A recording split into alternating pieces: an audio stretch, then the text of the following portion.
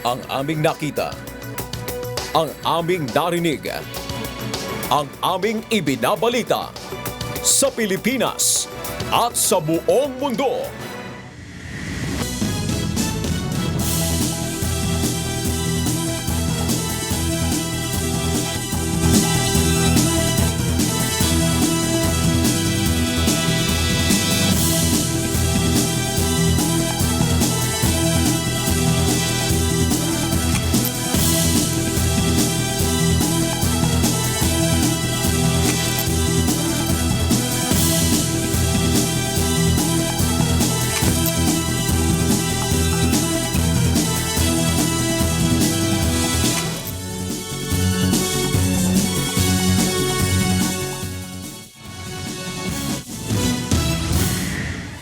Magandang hapon Pilipinas at sa buong mundo.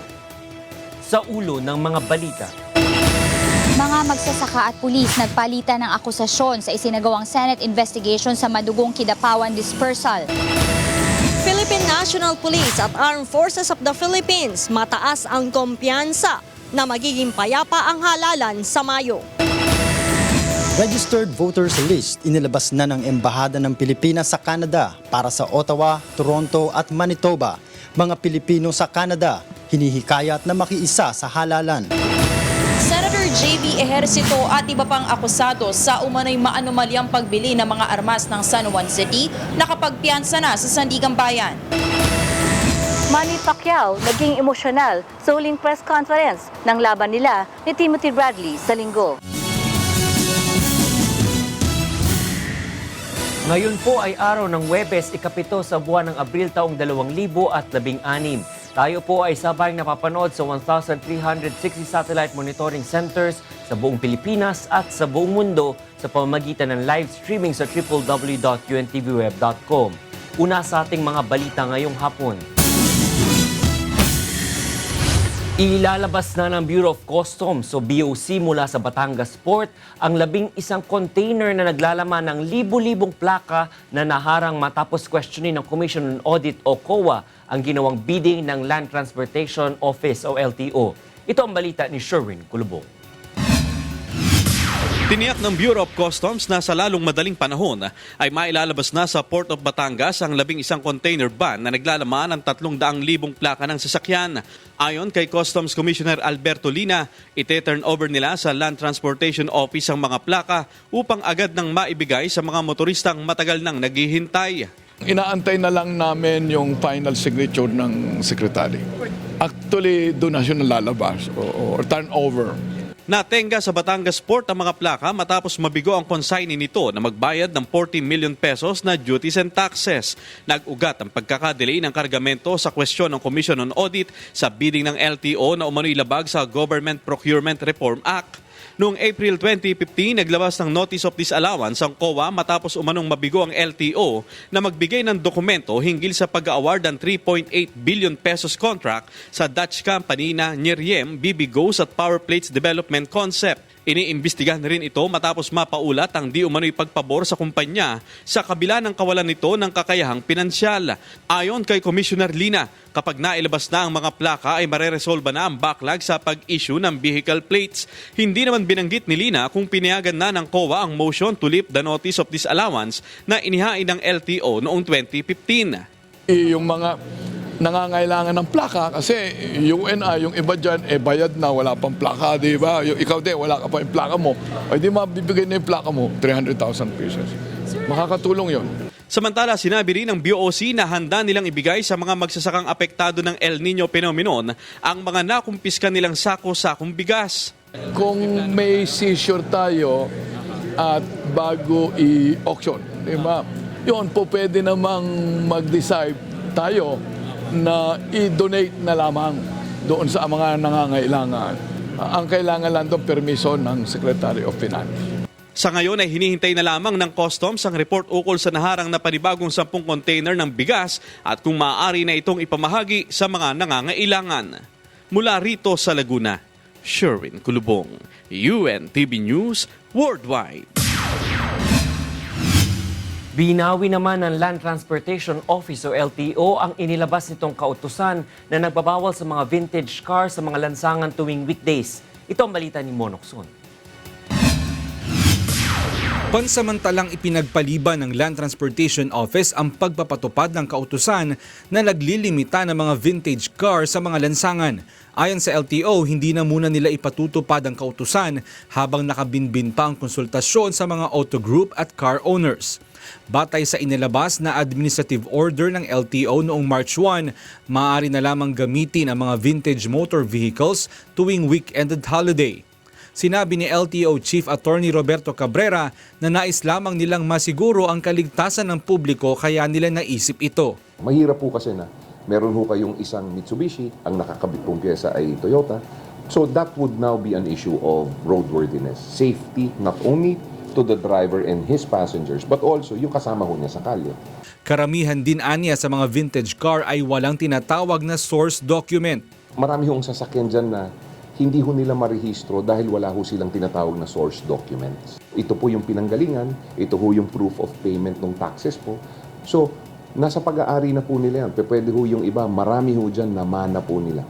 Sa lolo po nila, nawala na yung mga papeles. Subalit nilinaw ng Land Transportation Office na kung ang isang vintage car ay ginagamit lamang sa car display o sa mga car show, hindi na ito kailangan pang irehistro sa kanilang tanggapan.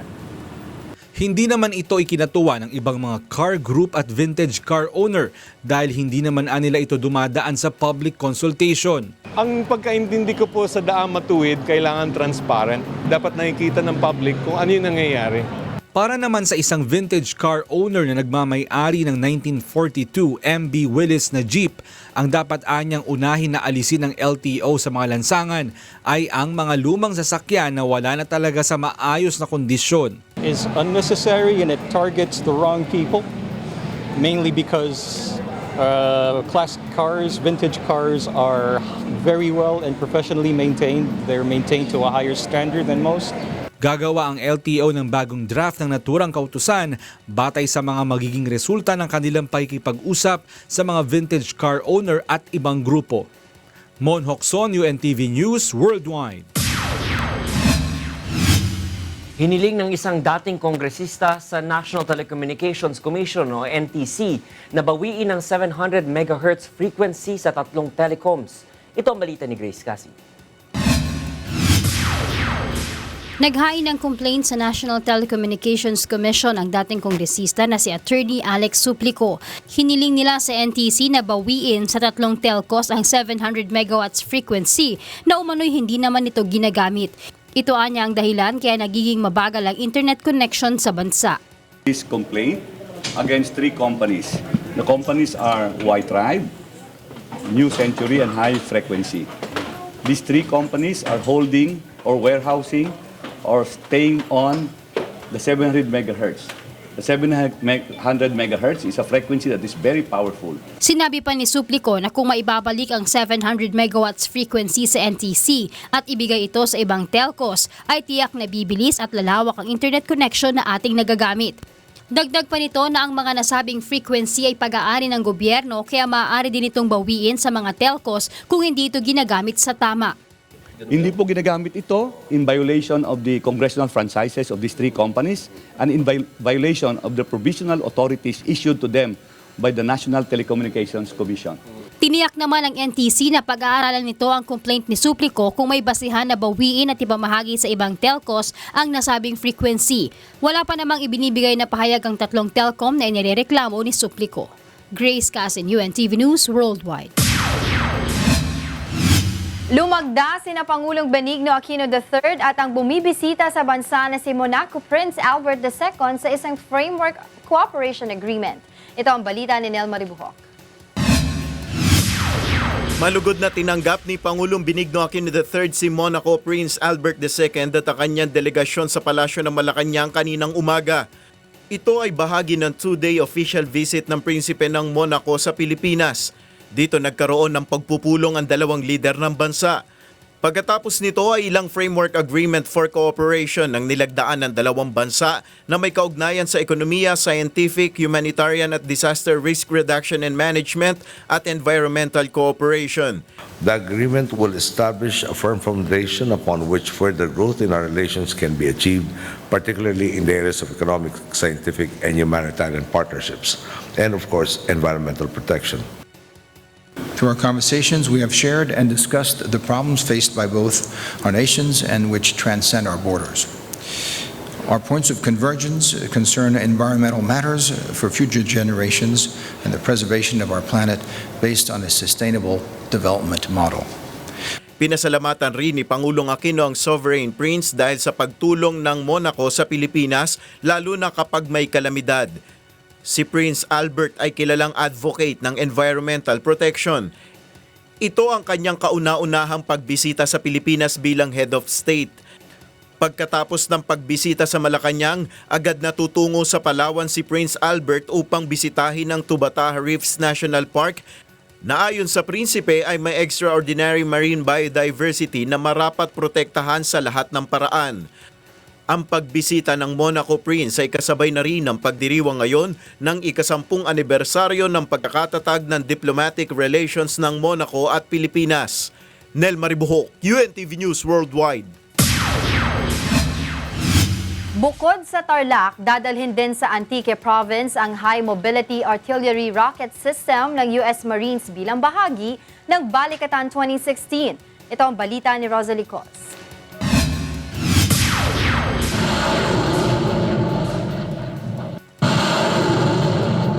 6 na beses pinaputok ng US Marines ang High Mobility Artillery Rocket System na ito sa gunnery range ng Crow Valley sa Capas, Tarlac, kamakailan. Ito ang nagsilbing practice rocket at test firing para sa isasagawang Balikatan Final at live fire exercise na bukas sa media at isasagawa rin sa Crow Valley sa susunod na Huwebes. Dahil kargado ng non-explosive materials, 15 kilometro lamang ang range ng practice rocket. Ang M142 High Mobility Artillery Rocket System ang isa sa pinakamalakas na military weapon ng Amerika. Kaya nitong patamaan ang target sa grounds o sa himpapawid na may layong 300 kilometro. Binubuo ito ng multiple rocket launcher na nakalulan sa Standard Army Medium Tactical Vehicle. Ayon sa tagapagsalita ng Balikatan 2016 na si Captain Frank Saison, ito ang kauna-unahang pagkakataon na gagamitin ito para sa Balikatan War Games ng Amerika at Pilipinas. Definitely why the US shows it during this Balikatan exercise is the projection of our modernization towards territorial defense operations. Dadalhin din ang nasabing military weapon sa Antique at Palawan para naman sa Joint Rapid Reaction Force at beach landing exercise na bahagi rin ng military balikatan exercises ng Pilipinas at Amerika ngayong taon. Subalit hindi ito papuputukin, bagkos ay ipakikita lang ang mobility o ang mabilis at madaling pagtransport nito sa isang lugar gamit ang C-130 ng Amerika. We will be checking the capability of this weaponry. It will be transported by planes, the C-130 Tangos. Samantala, muli namang binigyang diin ng AFP na ang mga equipment na ginagamit ng Amerika para sa Balikatan 2016 ay walang kaugnayan sa Enhanced Defense Cooperation Agreement o EDCA. Dagdag pa ng AFP, nakatuon ang Balikatan 2016 para mapaigting ang military logistics at tactics ng AFP para sa agarang humanitarian assistance at disaster response. Rosalie Cos, UNTV News, Worldwide.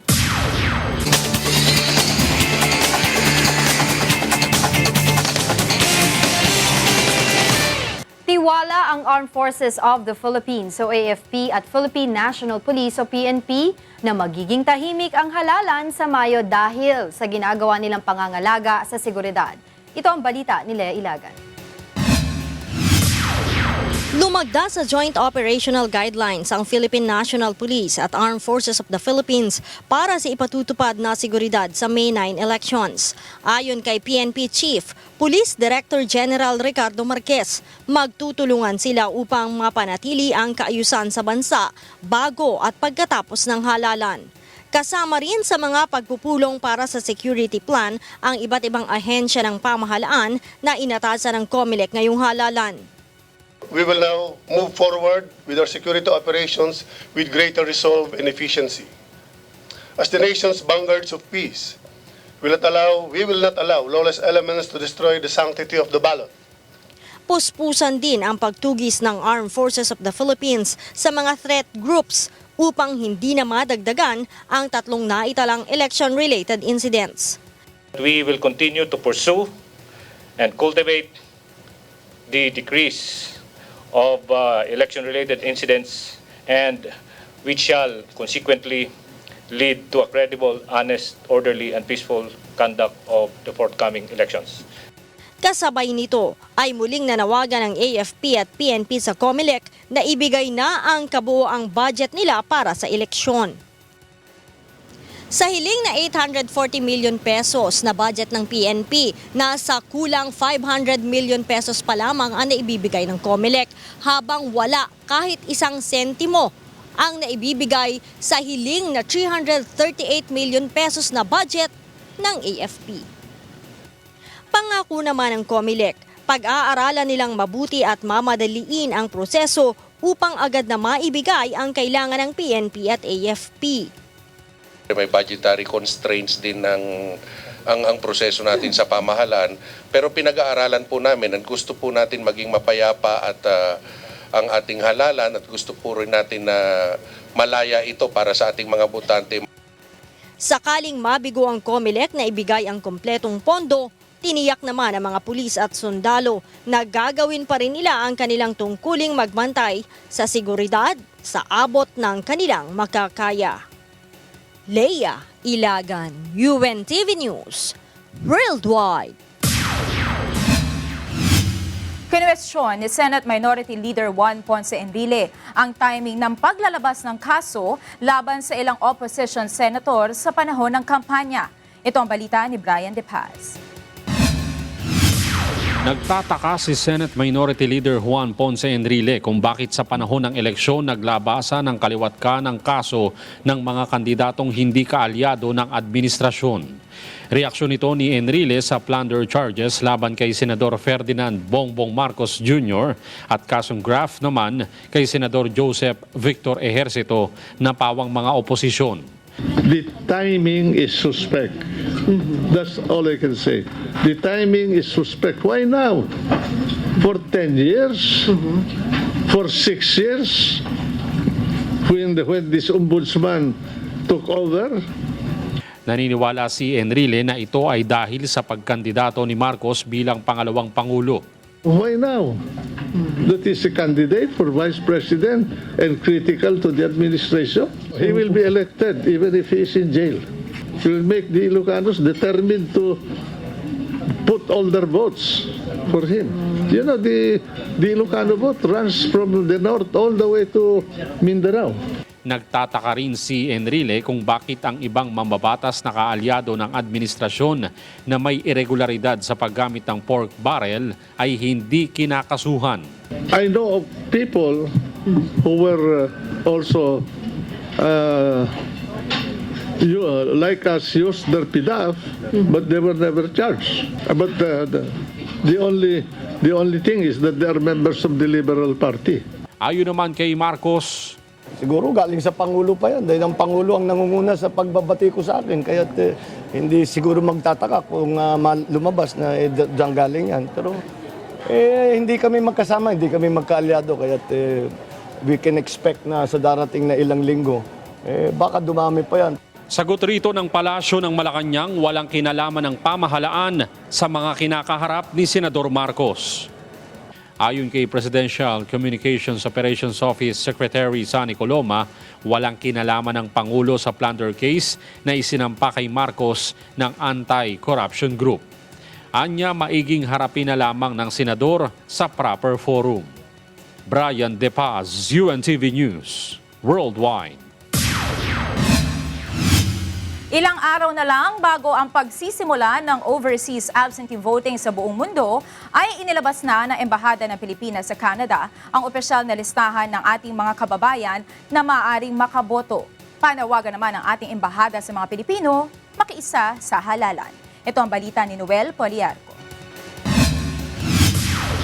Nanawagan ng Embahada ng Pilipinas dito sa Canada sa ating mga kababayan na makilahok sa halalan matapos nitong ilabas ang opisyal na listahan ng mga registered voters dito sa Canada. Sa talaan ng Embahada, mayroong kabuuang 41,984 registered voters sa Ottawa, Toronto at Manitoba.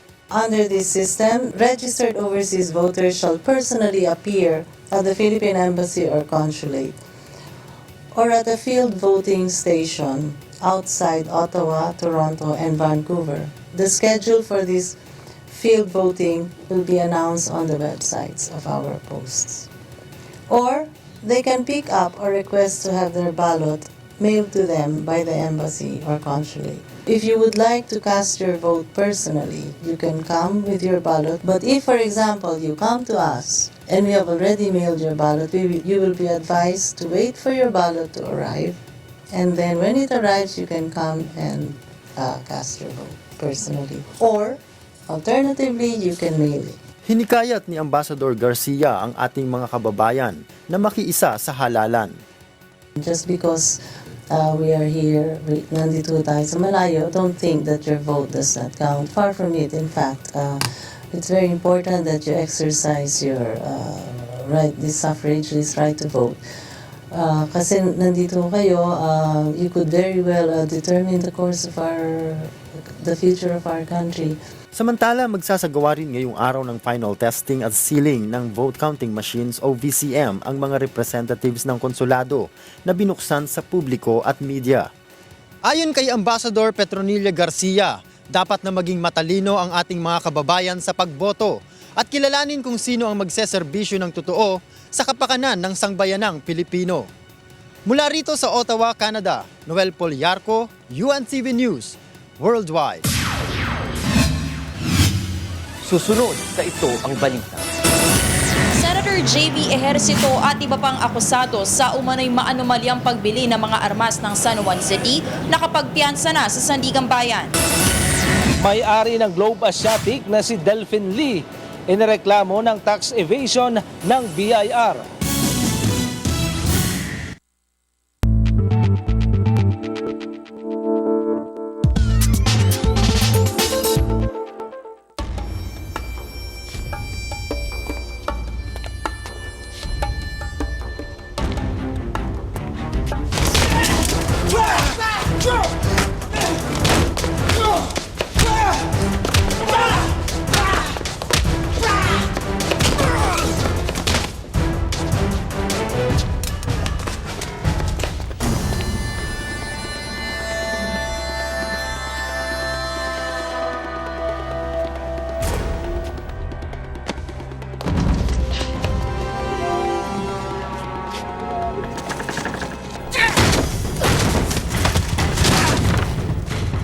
Akala mo, kaya mo ko?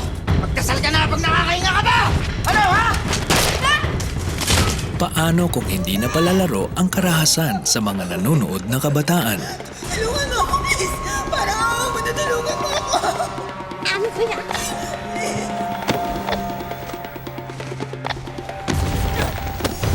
Sige, magpakabida ka ngayon! Kwarta o buhay niya? Kaya kaagapay ninyo ang MTRCB rating bilang gabay. Mga tumatakbo sa pagkapresidente sa May 2016. Jojo Binay, una. Miriam Defensor Santiago, PRP. Rodi Duterte, PDP Laban. Grace Poe, Independent. Mar Rojas Daang Matuid, LP. Roy Senieres, WPP, PMM. Isang paalala mula sa Commission on Elections. Tamang pagboto, tamang pagbilang.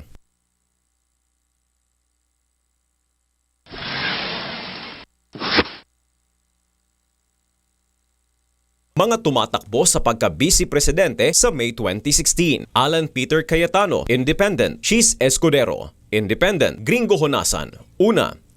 Bongbong Marcos, Independent. Lenny Robredo Daang Matuid, LP. Antonio Trillanes IV, Independent. Isang paalala mula sa Commission on Elections. Tamang pagboto, tamang pagbilang.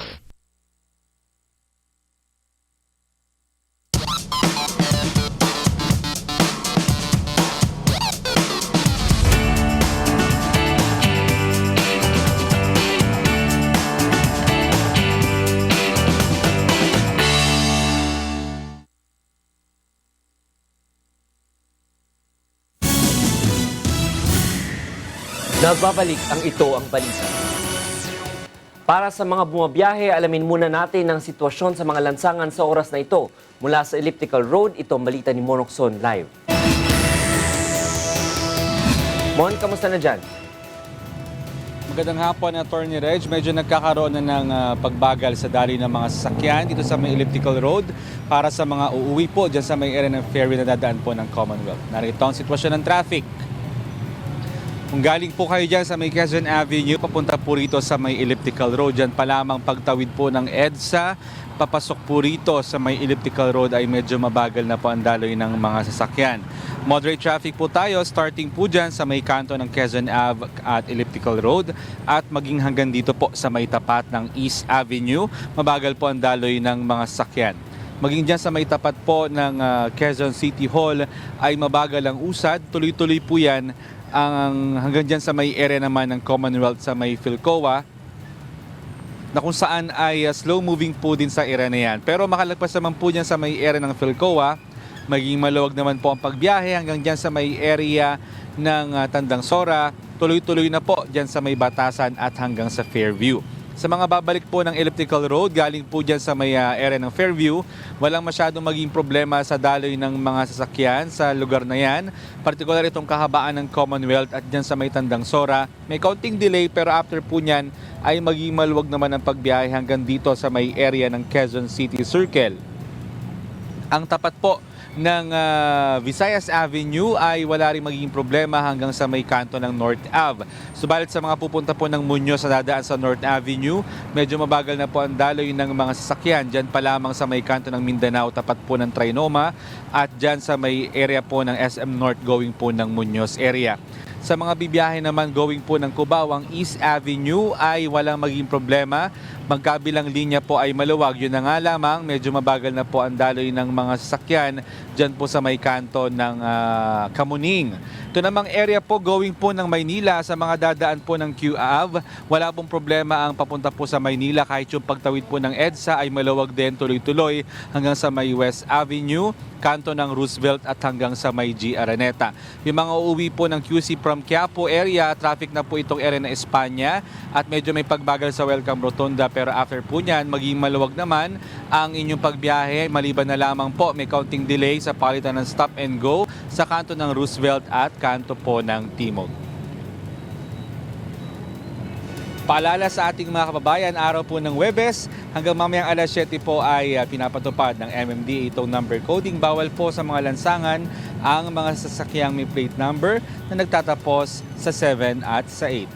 Yan ang ating traffic update. Balik sa iyo, Attorney Reg. Maraming salamat, Monokson. Nag-ulat ng live mula sa Elliptical Road sa Quezon City. Sa ibang balita, nagpiyansa na si Senador JV Ejercito at mga kapwa akusado sa graft and corruption charges sa Sandigan Bayan. At upang ibigay sa atin ang detalye sa ulat na yan, kasama natin sa studio ang ating correspondent na si Joyce Balancio. Joyce, magkano ang piyansa? Attorney Reggie, 30,000 pesos yung binigay na piyansa ni Senator JV Ejercito kanina sa Sandigan Bayan. Maaga nga siya, Attorney Reg, dumating. Pasado alas 8 ng umaga, nandun na siya sa Sandigan Bayan para magbayad ng kanyang piyansa sa kasong graft. Ito, Attorney Reg, after mag-issue ng warrant of arrest ang Sandigan Bayan against him kahapon. Mahigit 2 oras, Attorney Reggie, yung booking procedure. Alam naman natin kapag ganyan, may fingerprinting, meron siya mga finilapan na forms. At dahil kasama niya rin kasi yung ilang kapwa-akusado niya sa graft na nagpiyansa na rin kanina. At Attorney Reggie, itong kaso nga na ito ay nag-ugat sa 2.1 million pesos na calamity fund na ginamit ng San Juan City taong 2008 nung siya pa ay mayor ng San Juan. So ang kwento dito, Attorney Reggie, itong 2.1 million pesos na ito ay ginamit nila, calamity fund ito na ginamit nila pambili ng armas. Nagsabuatan nga raw itong si Senator JV Ejercito, pati yung iba pang opisyal ng San Juan City upang gamitin itong calamity fund na hindi appropriated doon or para sa ibang proyekto.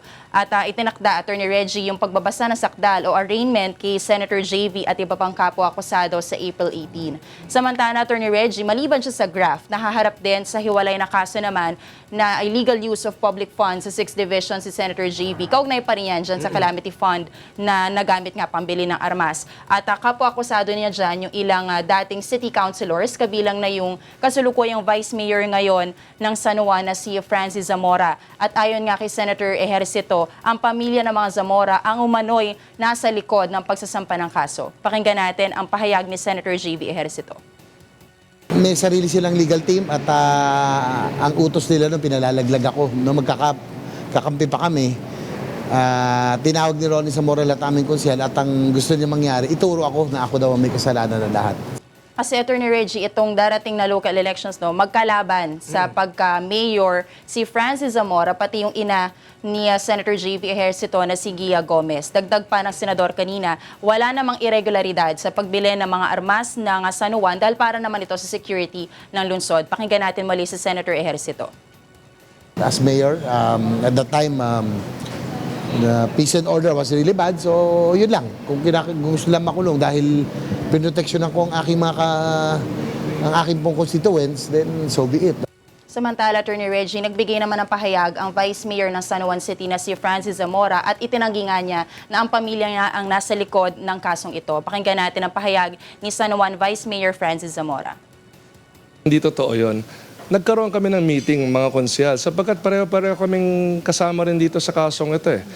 Attorney Reggie, ayon din kay Zamora, hindi naman yung calamity fund yung mismo nagamit pambili ng armas kasi as part of his job as the former city councilor, sila yung naglalabas ng ordinances. At ayon sa kanya, ang inapprove nila ay General Appropriations Fund. So doon ginamit or doon kinuha yung pambayad ng mga armas na ito. At sinabi nga ni Zamora na dapat sagutin ni Senator JV itong mga paratang yung graft case dahil sabi niya merong anomalya dun sa bidding process at sana itigil na ng senador yung pangsisisi o pag-blame sa iba para dito sa questionable transaksyon. Pakinggan natin muli ang pahayag ni Francis Zamora, ang Vice Mayor ng San Juan.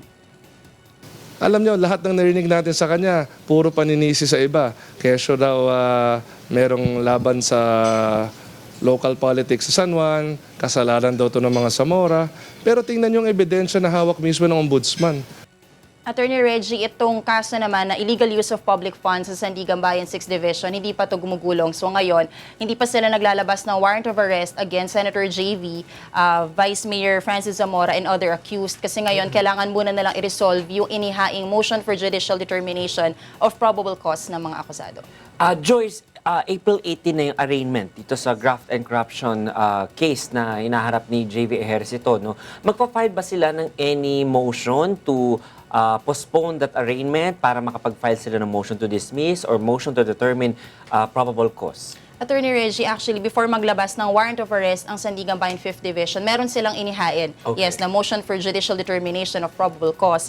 And hindi na to na-hear ng Sandigan Bayan kasi nauna nilang nilabas yung warrant of arrest bago nila natanggap yung kopya ng motion. Now, according to the clerk of court ng 5th Division, baka i-hear muna nila ito dahil may baka konting technicality dito dahil naglabas sila ng resolution finding probable cause doon sa kaso, kaso na isinampa ng ombudsman without hearing first yung motion for judicial determination. But we have to know, Attorney Reggie din, na ito yung procedure na rin naman ng court. Whether or not magpasa ng motion itong kampo ng senador, talaga naman i-determine nila kung may probable cause. Ang next na lang natin aabangan ay kung meron nga bang bago na kaso pa. Yes, may bago ba na argumento na lumabas dun sa motion na hindi na consider ng court sa kanilang finding of probable cause. Yung paggamit ng calamity fund, no, na kinlear kanina ni Vice Mayor Francis Zamora, hindi ito calamity fund kundi General Appropriations Fund. Ito bang case na ito, saan to, itong allegations na ito, saan to nakakabit? Doon sa malversation o doon sa graft and corrupt practices na case? Yung kinakaharap ni Vice Mayor Zamora is yung illegal use of public funds lang. Kasi ang concern lang naman nila as former city councilor, sila yung naglalabas ng ordinances. Pero when it comes to procurement, yung bidding process, ang accused lang doon ay si Senator JV and other former officials ng San Juan City. So itong kaso ni Francis Zamora, wala pa yung warrant of arrest, wala pa silang wala pang scheduled arraignment, wala pang anything kasi titingnan pa nila kung may basihan. So as of this moment, hindi pa natin masabi pwede ma-dismiss ang case against city councilors dahil meron sila mga pinasa mga ebidensya, Attorney Reggie, na hindi naman talaga misappropriated ang calamity fund ng San Juan. So yan ang aabangan natin. Maraming salamat, Joyce Balancho, para sa ulat na yan.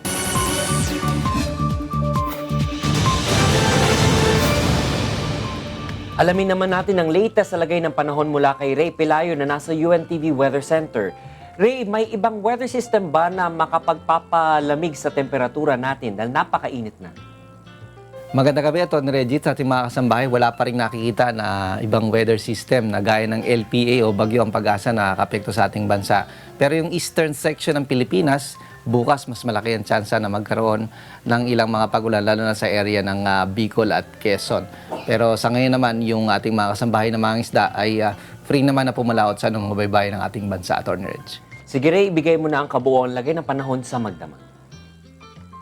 Narito po ang magilagay ng panahon sa mga susunod na oras. Yung pong ridge ng high pressure area, nakakapekto pa rin po tumaabot sa may area ng Northern Luzon. Samantalang yung tinatawag natin na easterlies o yung hangin na nanggagaling dito po sa may silangan ay nakakapekto naman sa may eastern section ng Central at Southern Luzon at sa eastern section ng Visayas at Mindanao. Sa forecast po ng Pag-asa, ang area po ng Metro Manila at malaking bahagi ng Luzon makakaranas po ng magandang lagay ng panahon.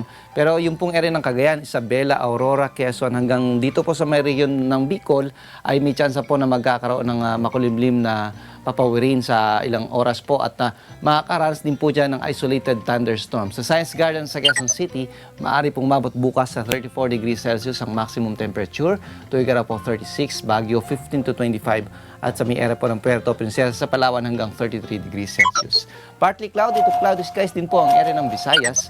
At magkakaroon po ng isolated thunderstorms dito po sa may Samar at Leyte area. Ang Iloilo City bukas maaari pong pumalo sa 34 degrees Celsius ang maximum temperature.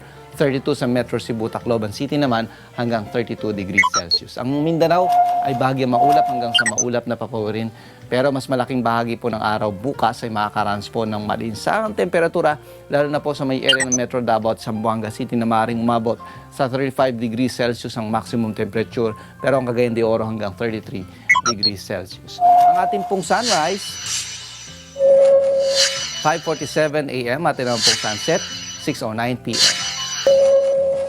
Pinabati po natin ng happy 52nd birthday at Sabbath day si Brother Eli Soriano. Sana po'y samahan kayong palagi ng Panginoon. Mula naman po't umaraw, huwag natin kalilimutang pasalamatan ang Diyos na lumala. Balik sa inyo sa studio.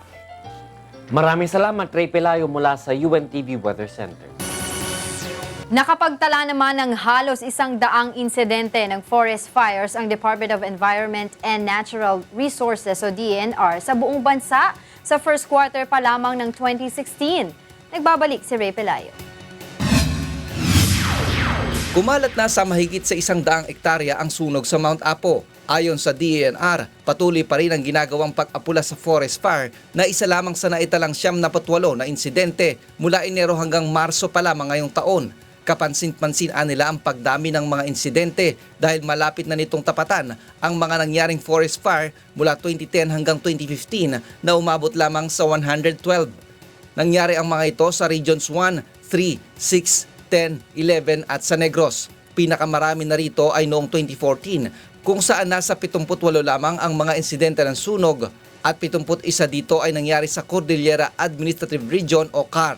Sa unang 3 buwan pa lamang ng 2016 ay nasa 10,200 hectares na ang lawak ng mga nasunog na kagubatan. Sa ngayon ay hindi pa matukoy ng kagawaran kung magkano na ang halaga ng pinsala, subalit sa nakalipas na 6 na taon ay nasa 133 million ang damage cost ng mga sunog sa kagubatan sa buong bansa. Samantala, pinag-aaralan ng muling isara sa publiko ang Mount Apo upang makarecover at ma-rehabilitate ang mga nasunog na lugar. Tinatayang tatagal ng 100 taon bago maibalik sa dati nitong kalagayan. Ang Apo is now contemplating to close it for several years because of this. This is so far pinakamalaking damage sa Apo. Suspetsa ng mga otoridad ay man-made ang pinagmula ng sunog. May 2 hiker umano na umakyat sa ipinagbabawal na lugar sa tuktok ng bundok. Nagkam sa taas, nagluto, bumaba, madaling para hindi halata, bumaba. Baka hindi na apula yung nila. Isa rin sa binabantayan ngayon ay ang Mount Banahaw sa Region 4A upang maiwasan ang pagkakaroon ng forest fire doon. Ray Pelayo, UNTV News Worldwide. Sa iba pang balita, sinampahan ng tax evasion complaint ng Bureau of Internal Revenue o BIR ang negosyanteng si Delphin Lee at pinagbabayad ng mahigit 20 million pesos na income tax. Ito ang balita ni Roderick Mendoza. Inireklamo ng tax evasion ng BIR ang negosyanteng si Delphin Lee, ang may-ari ng kontrobersyal na kumpanyang Globe Asiatic. Ayon sa BIR, dinaya ng isa pang kumpanya ni Delphin Lee na GA Concrete Mix Incorporated ang idineklara nitong kita sa kanilang income tax return noong 2009 at 2010. Sa halos 50 million pesos na kinita ng kumpanya sa 2 taon, wala pang kalahati ang idineklara nito. Kaya't hinahabol ito ngayon ng BIR at pinagbabayad ng mahigit 20 million pesos na buwis. As a consequence of which, GACMI and its responsible corporate officers were assessed an estimated aggregate deficiency income tax liability amounting to 20.50 million, inclusive of surcharges and interest. Magugunitang nasangkot sa kontrobersiya si Delphin Lee at kumpanya nitong Globe Asiatic dahil sa anomalya sa mahigit 6 na bilyong pisong pautang sa pabahay ng Pag-ibig Fund. Nahaharap ito sa kasong syndicated estafa at kasalukuyang nakapiit sa Pampanga Provincial Jail. Samantala, naniniwala naman ang BIR na nakatulong sa patuloy na pagtaas ng kanilang koleksyon ang isinasampang mga kaso laban sa mga hinihinalang tax evader. At least now everybody is aware, diba, that if you do not pay your taxes correctly, we might just catch you and we might just file a case against you. Roderick Mendoza, UNTV News, Worldwide. Nagsagawa ngayon ang pagdinig ang Senado sa University of Southeastern Philippines sa Davao City kaugnay ng marahas na dispersal sa mga nagpro-protestang magsasaka sa Kidapawan City. Mula sa Davao City, ito ang balita ni Joey Domingo, live. Joey. Magandang gabi. Isang public hearing ang ginawa kanina dito sa University of Southeastern Philippines ng Senate Committee on Justice and Human Rights. Kaugnay ng nangyaring dispersal sa mga magsasaka sa Kidapawan City na nauwi sa karahasan. Ang pagdinig ay pinangunahan ni Committee Chairperson Senator Aquilino Coco Pimentel at mga miyembrong sina Senator Teofisto Ginggona III at Senator Peter Alan Cayetano. Dumalo sa hearing si North Cotabato Governor Emilu Lala Talino Mendoza, mga opisyal ng PNP sa pangunguna ni Police Director Jonathan Miano, Provincial PNP Chief ng Region 12 na si Police Superintendent Alexander Tagum, Representative ng Commission on Human Rights na si Gwendolyn Pimentel Gana, mga opisyal ng NFA at Department of Agriculture. Nandito rin ang Provincial Budget Officer at Accountant ng North Cotabato. Hindi naman nakarating si Kidapawan City Mayor Joseph Evangelista dahil may nakaschedule na itong biyahe, ngunit ipinadala bilang kinatawan si Attorney Christopher Cabelen. Sa pagdinig, iprinisinta ni Senator Alan Peter Cayetano ang ilang slides na maaring sagutin at ihayag ng resource persons kung alin ang totoo at nangyari at hindi. Unang siniyasat ni Senator Cayetano kung may katotohanan ang ulat ng pag-detain ng mga pulis sa 79 na mga magsasaka kasama ang 3 buntis at 3 senior citizens. Itinanong din ito ang basihan ng pulisya sa pag-detain sa mga ito at kung bakit sila gumamit ng live ammunitions sa pagbuwag sa mga relihista, gayong labag ito sa batas. Samantala, isinilaysay naman ni Ebaw Sulang ang di umano'y pagkawala ng kanyang anak matapos ang marahas na dispersal at ang pagkakatagpo niya sa bangkay nito sa isang morgue. Kinumpirma naman ito ni Attorney Efraim Cortez ng National Union of People's Lawyers na siyang kumakatawan sa mga magsasaka. Anya, isinialalim sa otopsiya ang bangkay ni Sulang at na-determine na trauma on the head ang cause of death. Sa panig naman ng PNP, ipinakita ni Police Superintendent Alexander Tagum ang video mula sa PNP drone kung saan makikitang inundayan ng pambubugbog ang mga kapulisan bago ito magpaputok. Isinalaysay ni Tagum kung paano siyang sumigaw sa kanyang mga tauhan na tulungan ang mga kasamahan nito, ngunit sumigaw umano siya ng ceasefire nang mayroon nang nagpaputok. Naghain naman ang panig ng mga magsasaka ng motion for reduction of bail sa pamamagitan ng kinatawan nitong abogado na si Attorney Efraim Cortez ng National Union of People's Lawyers na siyang kumakatawan sa mga magsasaka at kaninang hapon nga ay pinagbigyan ito ng hukuman kung saan mula sa 12,000 pesos ay naging 2,000 pesos na lamang ang halaga ng bail. Naghain rin ang mga ito ng motion for recognizance para naman sa mga inaresto ring babaeng buntis. Binawi naman ni North Cotabato Governor Emilu Lala Talino Mendoza ang nauna niyang pahayag na nainsulto siya sa ginawang pag-aabot ng tulong na bigas ng iba't ibang mga karatig na lokal na pamahalaan ng lungsod. Anya, dala lamang ng bugso ng damdamin, kaya niya ito nasabi. Kanina ay nagpasalamat siya sa mga nag-donate ng tulong sa probinsya. Samantala, inamin naman ni Police Superintendent Noel Armilla, Provincial Director ng PRO Region 12, na 19 na medalya ang binigay sa mga nasugatang puwersa ng pulisya. Umabot umano sa 145 ang nasugatan ng mga pulis, kung saan isa ang hanggang ngayon ay kritikal.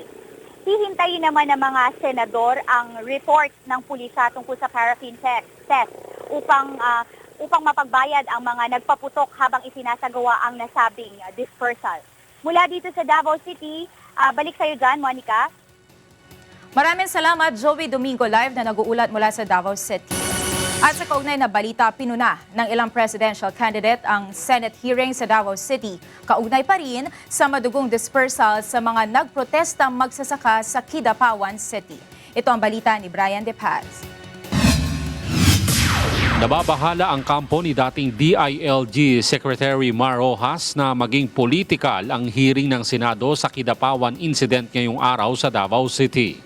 Ayon kay Congressman Barry Gutierrez, tagapagsalita ng Daang Matuwid Coalition, ito ay sa dahilang ang mga senador na nagsagawa ng hearing ay kandidato o kasama sa kampanya ng ilang tumatakbo sa pagka-presidente. Sinabi ni Gutierrez na hindi na marapat na magamit ang mga magsasaka sa politika at sa halip ay umasa na lalabas ang katotohanan upang mabigyan sila ng totoong hustisya. Dismayado naman si Senador Juan Ponce Enrile sa tila biglaan ng pagdinig. Personally, I did not receive any notice. They take others for granted as if they own the Senate. They do not own the Senate. They're senators, yes. But we are a collegial body. Wala namang nakikitang problema si Senador Marcos kung pinangunahan ng ilang senador mula sa kampo ng isang presidential candidate ang hearing ng Senado sa Kidapawan dispersal incident. Trabaho naman ng senador yan at wala tayong ganyan naman talaga. Talagang dapat imbestigahan naman yung nangyari sa Kidapawan. Brian De Paz, UNTV News, Worldwide.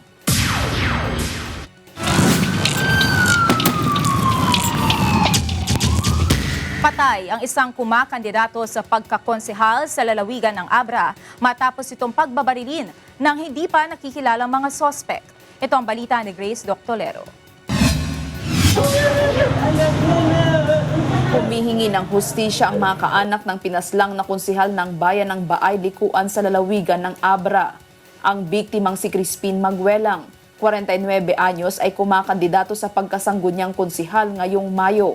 Sa inisyal na investigasyon ng pulisya, pasado 1:45 kahapon ng tambangan ang biktima sa barangay Bayabas sa Malikbong. Pauwi na sana mula sa isang kasalan si Maguelang nang pagbabarilin ito ng 7 lalaki na nakasuot ng bonnet at nakasakay ng mga motorsiklo. Wala namang na-recover na mga baril from the armed group, pero may mga na-recover na basyo sa crime scene. Ayon sa PNP, hinihinalang miyembro ng New People's Army ang umambush kay Maguelang, ngunit inaalam pa kung may kinalaman ito sa nalalapit na halalan. Tinitig ng anggulo is baka may nakaaway siya o sa trabaho, parang mga ganong insidente. Ayon sa mga kaanak ng biktima, wala naman itong natatanggap na death threat. Ang bintang sa kanya na nilagay na papel, siya po ay illegal logger, fishing, CI ng sundalo at saka involved sa Ligiw Massacre nung previous last 2 years ago. Naulilan ni Maguelang ang 5 niyang anak. Mula Bangged, Abra, Grace Doctolero, UNTV News Worldwide.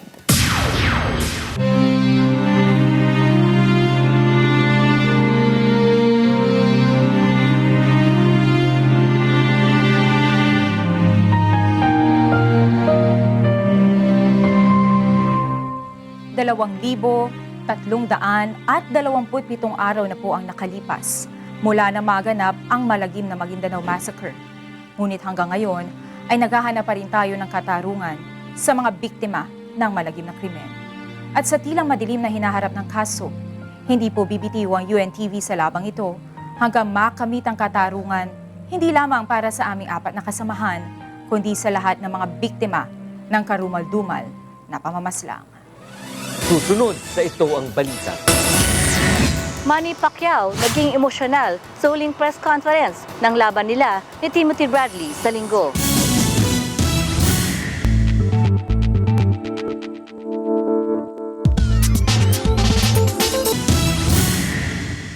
Sa pagpapatuloy ng Ito ang Balita.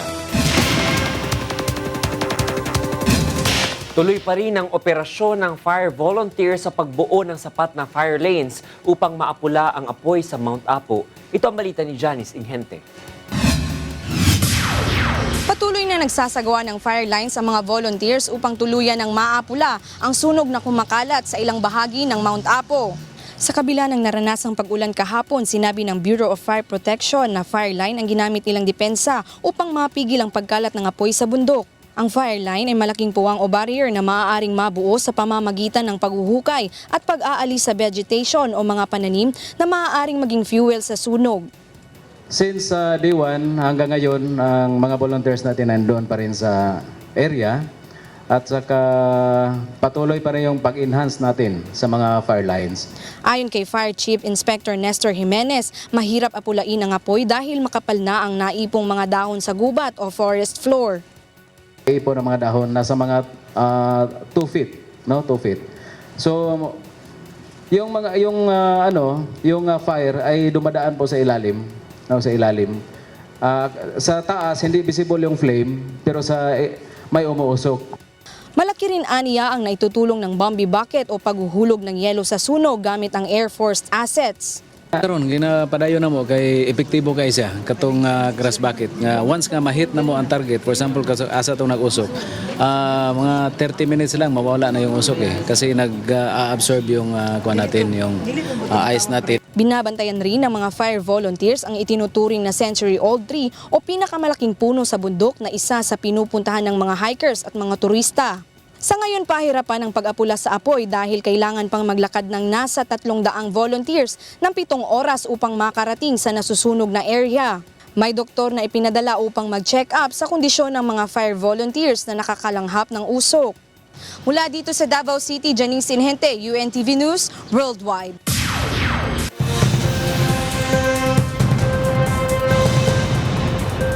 Ipinahayag ng World Health Organization o WHO ang malaking pagtaas ng kaso ng diabetes sa buong mundo. Samantala, 1,000 ektarya ang natupok, kabilang na ang isang paaralan sa pananalasa ng wildfire sa Oklahoma at Kansas sa Amerika. Yan at iba pang balitang abroad sa ulat ni Joan Nano. Sa Amerika, daang pamilya ang inilikas dahil sa pananalasa ng wildfire sa mga estado ng Oklahoma at Kansas sa Amerika. Sa aerial video mula sa Woodward County, Northwest Oklahoma, makikita ang lawak ng apoy na pinalalapan ng malakas na bugso ng hangin. Ayon sa ulat, umabot na sa 86 square miles ang natutupok ng wildfire. Sa Alma, Kansas naman, isang barn at isang local school building ang nasunog. Wala namang napaulat na nasawi o nasugatan sa mga apektadong lugar. Sa ngayon ay patuloy pa ring inaapula ng mga firefighter ang wildfire upang hindi na ito lumawak pa. Sa China, maswerteng nakaligtas ang isang bata matapos mahulog sa isang minivan at pumailalim sa isang kotse sa Shaotong City sa Yunnan. Sa surveillance video, makikita na marahang bumukas ang likurang pinto ng minivan at biglang nahulog ang bata. Hindi naman napansin ng kasunod na kotse ang bata at nasagasaan na ito bago pa ito huminto. Matapos nito ay napansin na ng pamilya ng bata ang nangyari at mabilis na ilabas ang bata sa ilalim ng kotse. Ayon sa local traffic police, nagtamo lamang ng minor injuries ang bata kasunod ng insidente. Sa Switzerland, ipinahayag ng World Health Organization na lumobo na sa 422 million sa buong mundo ang may sakit na diabetes. Ayon sa director ng non-communicable disease ng WHO, tumaas ng halos na 4 na beses ang may mga diabetes simula pa noong 1980. Ito umano ay bunsod ng pagtaas ng kaso ng mga taong obese. Sa pag-aaral ng WHO, tumaas ang kaso ng sakit sa mga low at middle income countries, kabilang na ang China, India, Indonesia, Pakistan at Mexico. Nananatili namang mababa ang kaso ng diabetes sa Northwestern Europe, kabilang na ang Switzerland, Austria, Denmark, Belgium at ang the Netherlands. Bunsod nito, nanawagan ng World Body na agarang resolbahin ang unhealthy diet at lifestyle sa buong mundo. Ang pag-aaral ay inilabas kaugnay ng paggunita ng World Health Day ngayong araw. John Nano, UNTV News Worldwide. Samantala, alamin naman natin ang mga balita sa sports at entertainment kasama si Sally Javier.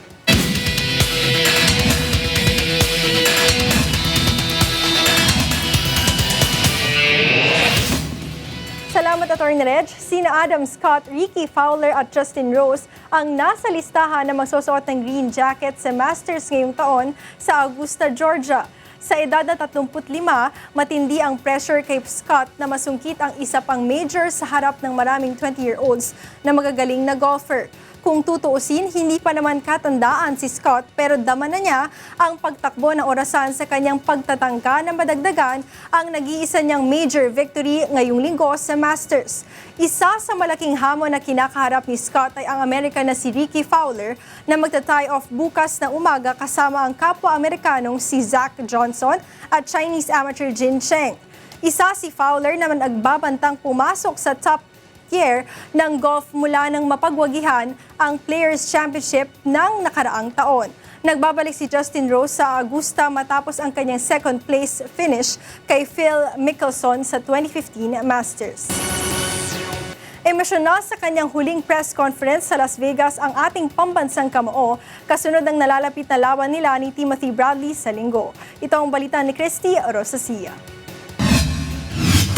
Idinaos na ang news conference ngayong araw para sa pangatlong pagsasagupa ni Manny Pacquiao at Tim Bradley para sa korona ng WBO welterweight sa April 9, April 10 sa Pilipinas sa MGM Grand sa Las Vegas. Sa press conference, naging emosyonal ang pambansang kamao. Sinariwa niya ang dating buhay bago marating ang tagumpay. I experienced to sleep in the street with no food. Ayon kay Manny, maituturing niyang maganda ang laban ngayon sa pagitan nila ni Bradley dahil talagang pinaghandaan nila ito. This is good fight because promoting the fight with no argument, no throw balls like hitting bad words each other. We save that for Saturday so that you will be happy. You know, I know Bradley trained hard and I trained hard and that's good for the fans. Nagpahayag naman ng tiwala si Bradley na siya ang magwawagi sa ikatlong pagharap nila ng 8th Division World Champion. This is about legacy for me. I'm getting a third crack at it. I'm ready. And if I'm going to win this fight, it's now.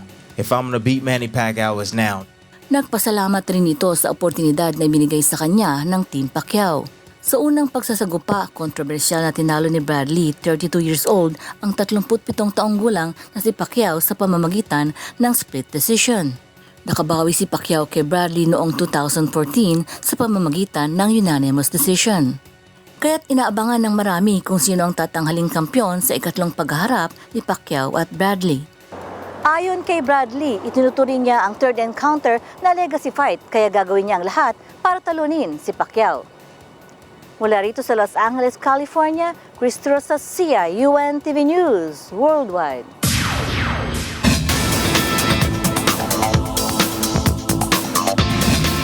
Nag-trending sa social media ang hashtag na Brother Eli Soriano at 52 dahil sa pagbati ng mga netizens sa iba't ibang panig ng mundo sa ika-52 taong paglilingkod ni Brother Eli Soriano. Sa Pilipinas, umakyat sa ikatlong pwesto ang hashtag sa mga pinaka-pinag-uusapang topic sa Twitter kung saan umani ng mahigit 75,000 tweets.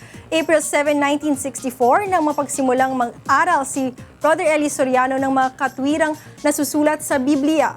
Nakilala rin ang mga programa Ang Dating Daan at Itanong Mo kay Soriano, Biblia ang sasagot sa radyo at telebisyon dahil sa mga tapat at derechahan nitong pagsagot sa lahat ng uri ng mga katanungan na ang sagot ay palaging binabasa sa Biblia. At yan ang ating mga balita sa sports at entertainment ngayong gabi. Ako po si Sally Javier. Balik sa inyo, Atty. Reg. Maraming salamat, Thalia. At bago po kami magtapos, nais po muna namin ipahatid ang pagbati sa ating mahal na Brother Eli Soriano for his 52 years in service to God and to humanity. O yung tinagurian nilang Sabbath Day. Yung Happy Sabbath Day, Brother Eli. Kayo? Tsaka hindi pa huli ang lahat humabol pa sila sa Twitter. Tama. Diba? Sa hashtag na Brother Eli, thankful at 52. Happy Sabbath, Brother Eli. And we miss you. At yan ang naging kabuuan ng ating balitaan ngayong gabi. Ito ang balitang hindi dinagdagan at hindi binawasan. Aming inilahad ng buong katapatan kung paano namin nasaksihan. Kayo'y makapagtitiwala ng aming nakita at narinig ang aming ibinabalita.